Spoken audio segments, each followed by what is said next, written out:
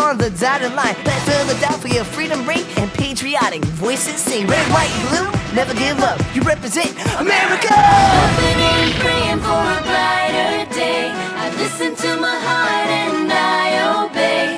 How can I see it any other way? I'm looking at life with my own eyes.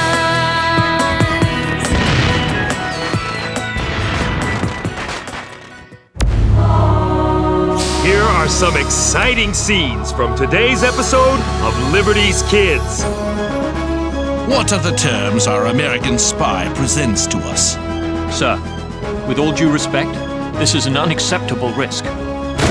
Should I pose as John Anderson, as he suggests, and be captured, I'll not be treated as a prisoner of war, but as a spy. And as you know, sir, captured spies are hanged.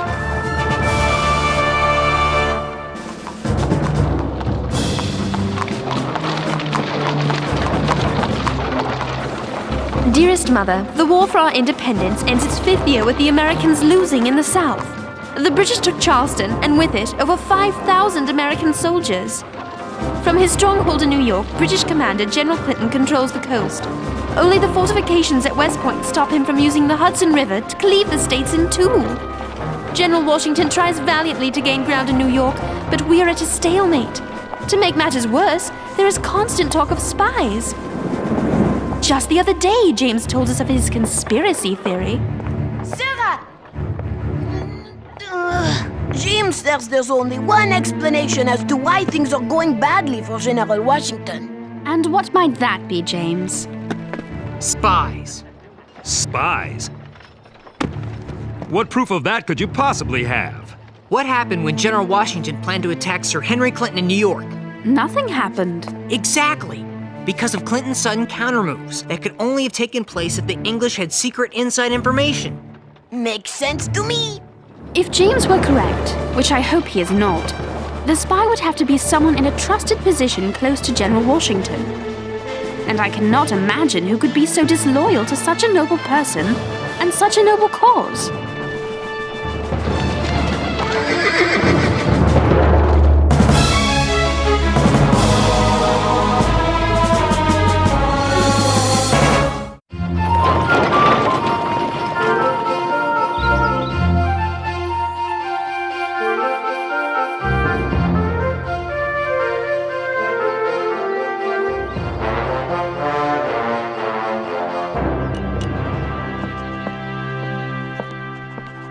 My husband, the hard-working commander of West Point.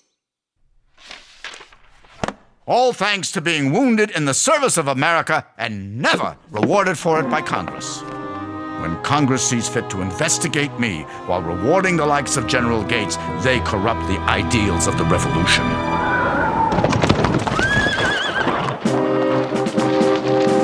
I'm so excited about the story I am covering.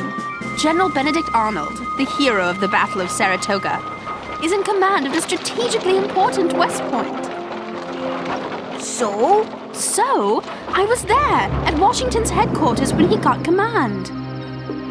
Benedict, I have great news. I would like you to take command of the left wing of my army. It is too great a prize for one as unworthy as I. Nonsense. You earned it. There is no general more valiant leading his men in the field of battle. I cannot, as much as I wish to, accept so high an honor. I am afraid the old wounds will not allow it. My leg is too bothersome to allow me to ride, much less endure the hardships of battle. You are too good a friend, Benedict, and too valuable a general to be wasted in Philadelphia. Perhaps I could serve in another capacity, one less strenuous than a field command. I can't think of any. West Point. Excuse me, General, it's just the command of West Point is available, and you yourself have spoken of its importance. True. With it, we control the Hudson River and keep the British bottled up in New York City. Lose it, and the British are free to travel the Hudson River. Then I'd best put my best general in charge to secure the fort and the war. The job is yours. You do me a great honor. Let's see. A story about Benedict Arnold sitting around commanding a fort, versus one about spies on Washington's staff.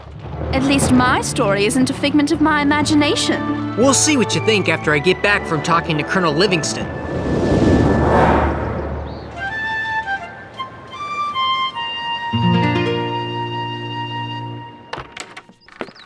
When spies write messages, they do it so only other spies can read it. How? Sometimes they use invisible ink. Oh, I love invisible ink. It shows up when you heat it. Right. Others use a piece of paper with holes in it. See? If you read only the words you can see in the holes, you get the secret message. Sometimes they write their message in coded numbers that refer to a specific page, sentence, and word in a book. The person who gets the coded numbers has a copy of the same book. Oh, so they use the numbers to find the words, and voila, it spells out the secret message. Then there is the mask letter. Anyone reading the regular letter doesn't know there's a secret message hidden in the writing. How's it work? Simple. The spy knows he's only supposed to read what he sees inside the cutout. In this case, an hourglass. Magnifique! But I will invent the unbreakable Henri code. Paper. I need paper! Colonel Livingston! What do I know about spies? That's a good question. For one thing, I know they like to sneak back and forth across the no man's land between our outposts and those of the English army. Who controls the no man's land? Two groups from opposing sides. The cowboys for the English and the skinners for the Americans. They sound scary. They say they're helping our cause by intercepting suspicious persons who might be coming into New York. I'd like to meet these skinners. Maybe I can learn something about spies from them. Personally, I think they're most interested in stealing money from travelers. But if you're determined, I'll give you a pass for safe passage. What's this gibberish? Excusez-moi, I was practicing my secret code.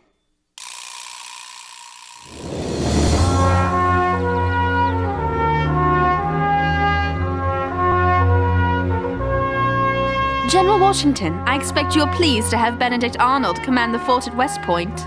Yes, if only I had 10 more Benedict Arnolds. Maybe then I could overcome British advantages of manpower and supplies in the South. With all respect, sir, you seem worried. It is my job to worry. But no more of it, for I insist you join me for breakfast at General Arnold's house. It would be a pleasure.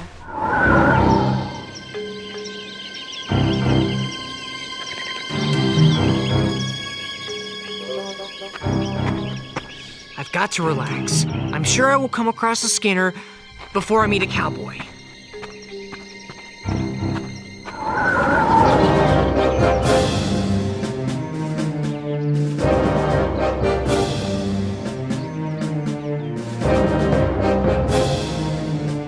So, Major Andre, what are the terms our American spy presents to us? One moment, please, sir. There.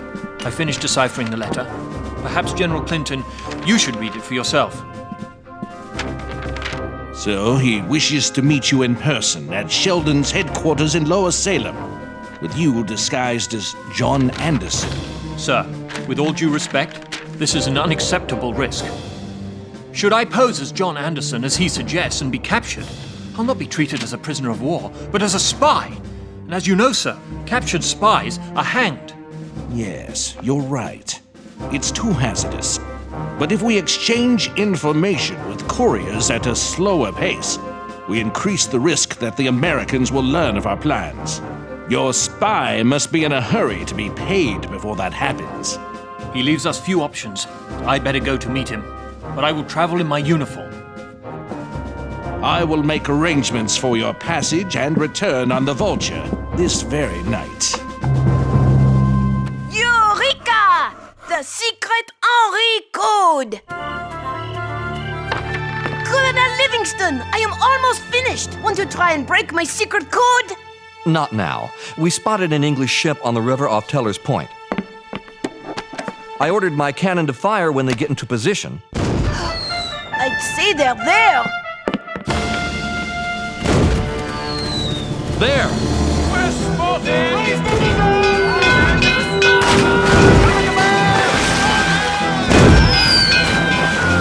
She got away.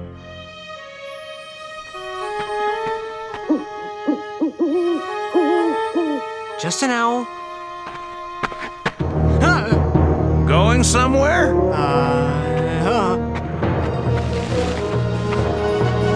Come, lads!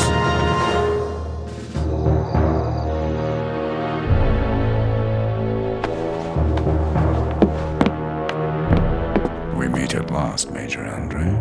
Major General Arnold. I trust your journey was without peril? So far. Do you realize, sir, the dangerous position you have put me in by asking me to meet you here? You had better have a good reason for such an imprudent demand. Oh, I have many good reasons. After the American Congress failed to give me the promotions I deserved, they accused me of misusing their money. Perhaps it will make you feel better to know you shall be given a rank and commission in the British Army befitting a general of your talents. And the 20,000 pounds? Your new loyalty commands a high price, but we agree. Thank you. Sadly, I find myself deeply in debt due to some ill-fated business ventures and my wife's lavish lifestyle. My regards to your wife. I have not had the pleasure of seeing her since our occupation of Philadelphia. Ah, yes. Peggy never really lost her fondness for the crown and Mother England.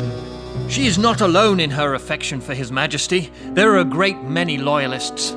And I expect there will be a great many more when they hear of my defection. We all know the war goes badly for the Americans in the South. I, for one, believe you British will be victorious, and I'd like to be on the winning side. May we get to the point? Every moment I delay increases the chances of my being discovered. Sir, I give you victory. These are plans to the fortifications at West Point, along with the placement of the troops under my command and my promise to further weaken the garrison by sending most of the troops to the countryside. Information I'm sure General Clinton will find useful when he attacks. Sir, a victory at West Point allows us control of the Hudson River and the chance to win the war by splitting the rebel colonies in half. Exactly. And you get? Everything I asked for.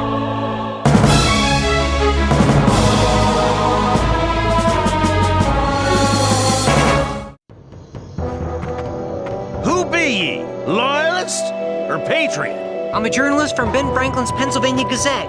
A journalist, huh? We don't see many of them out here. But you still didn't answer my question. I have a pass from Colonel Livingston. I'm looking for some Skinners. Why didn't you say so? We're Skinners. Phew. For a minute there, I thought you might be cowboys. Huh. For a minute, we thought you were a spy. And you know what we do to them.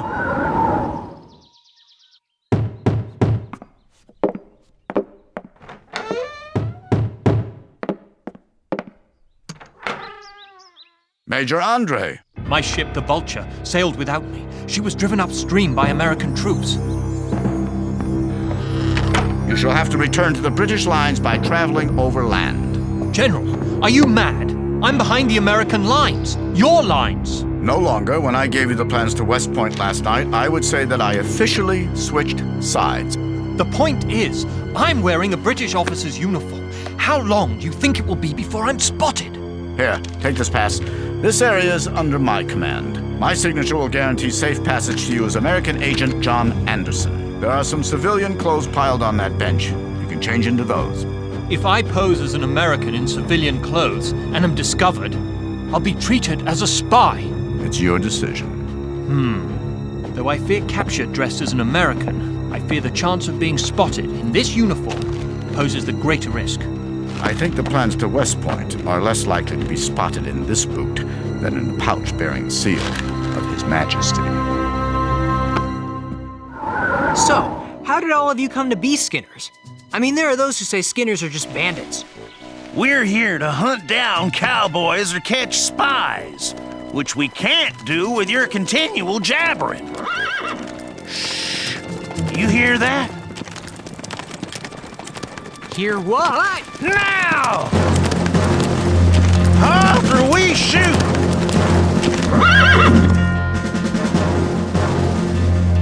I am a British officer. I trust you are cowboys loyal to the king and will let me pass. Well, you're wrong, Redcoat. We're Skinners, loyal to America. We're hunting cowboys and spies. Oh, well, I just said I was a British officer because I thought you were cowboys. By your Hessian jacket, sir. Oh, this? I was a prisoner a few days back. I grabbed it when I escaped. Actually, my name is John Anderson, and I'm an American. I have a pass signed by General Arnold. I'm not interested in your pass. I'm interested in where your money is. I thought you said you weren't bandits. We're gonna see if he has any English coin on him. I mean, that'd prove he was an English officer, wouldn't it? I guess. Boys?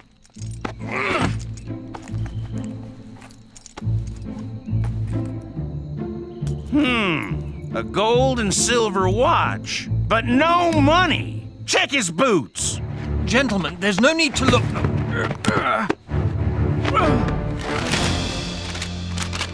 What have we got here? The way I read it, looks to be some sort of plan of West Point. You're a journalist. What do you make of it? These are the plans to West Point, all right. But what's he doing with them?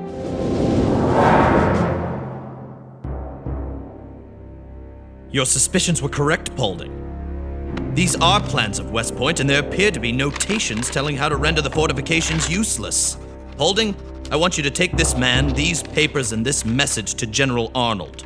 I'm sure General Arnold can straighten this out. Not so fast. Jameson, am I to understand that this man was carrying plans of the fortifications at West Point? Yes, sir. You don't find that suspicious? I do. I want those papers sent with a message to General Washington that we are holding a man as a spy. Spy? If he's a spy, then he must be communicating with someone close to Washington. My theory. I was right. I pray your so-called theory is wrong.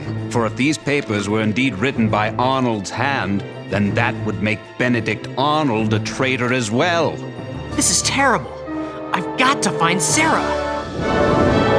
Gentlemen, please, have some breakfast. Aides to General Washington are always welcome at the Arnold breakfast table.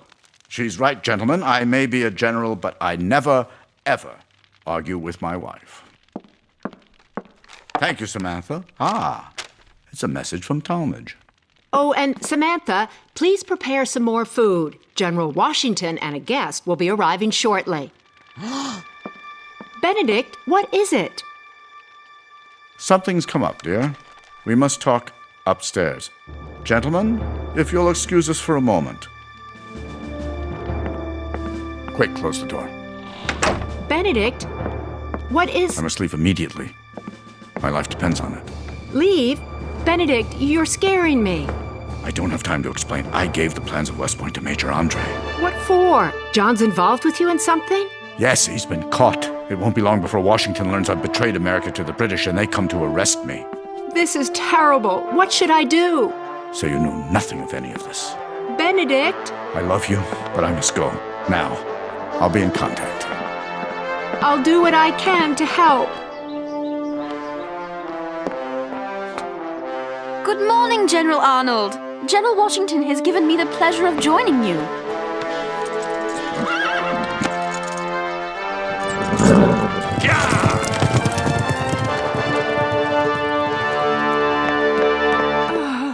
What's happened? It must have been the eggs in the pancake batter. There, I'm feeling better already. Why did General Arnold ride off just now? Sarah! The spy's been telling the British everything? It's Benedict Arnold!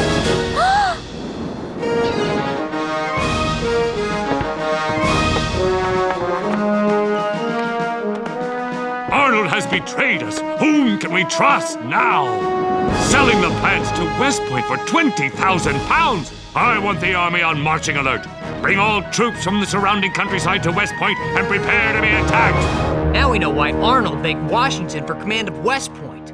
He even spread our soldiers out to make them vulnerable to attack. All the lives he's jeopardized.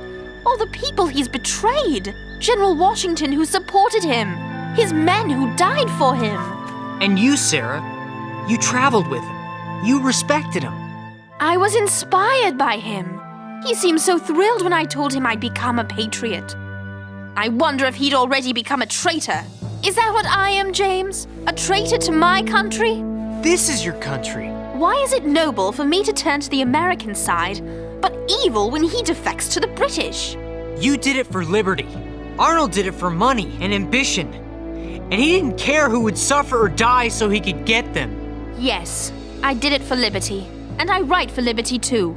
I've written many stories for the Gazette about General Arnold. And now, James, for liberty, I shall write another.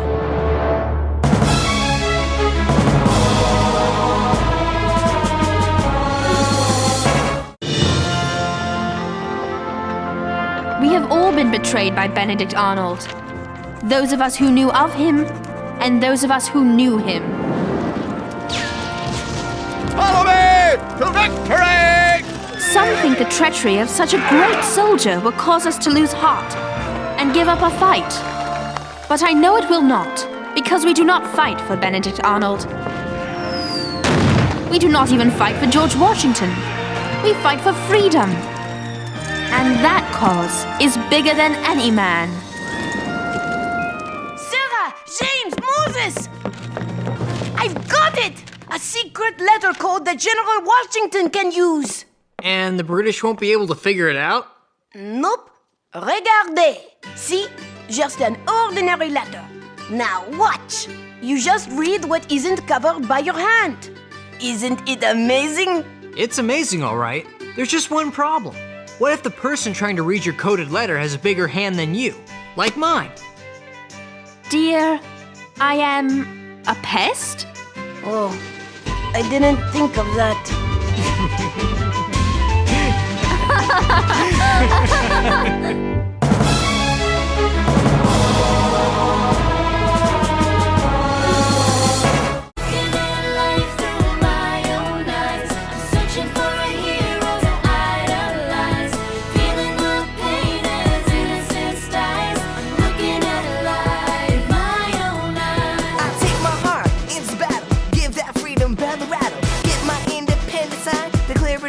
Dotted line, red, white, blue, never give up. You represent America!